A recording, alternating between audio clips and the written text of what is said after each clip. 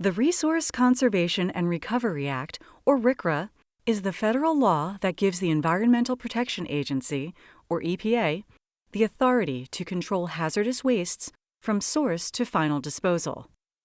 After RCRA was enacted in 1976, the EPA had to create criteria for identifying hazardous wastes that would apply to facilities that used or created these materials. This resulted in many unhappy industry parties, including the plaintiffs in Shell Oil versus Environmental Protection Agency.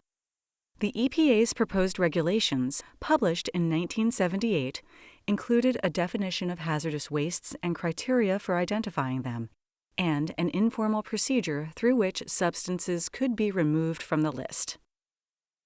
Industry representatives responded to these proposed regulations during the federally mandated notice and comment period. Many disagreed with the listing of specific classes of wastes, arguing that this impermissibly expanded the number of substances that could be included.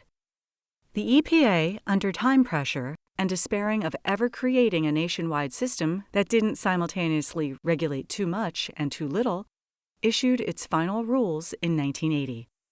The final rules defined hazardous waste more broadly than the proposed regulations. They kept the classes of wastes, which the EPA argued was necessary due to the complexity of determining what was hazardous. The rules also stipulated that substances could be delisted only through formal notice and comment rulemaking, which would make it harder to have a substance removed from the list of hazardous wastes.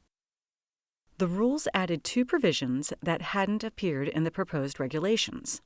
The mixture rule stated that a waste was hazardous if it was a mixture of solid waste and a listed hazardous waste. The derived from rule provided that any solid waste generated from the treatment, storage, or disposal of a hazardous waste was itself a hazardous waste. More than 50 industry parties filed petitions challenging the final rules. By 1989, there were still several major complaints outstanding, all alleging that the parties had been deprived of adequate notice and opportunity for comment. The United States Court of Appeals for the District of Columbia Circuit agreed to review the rules.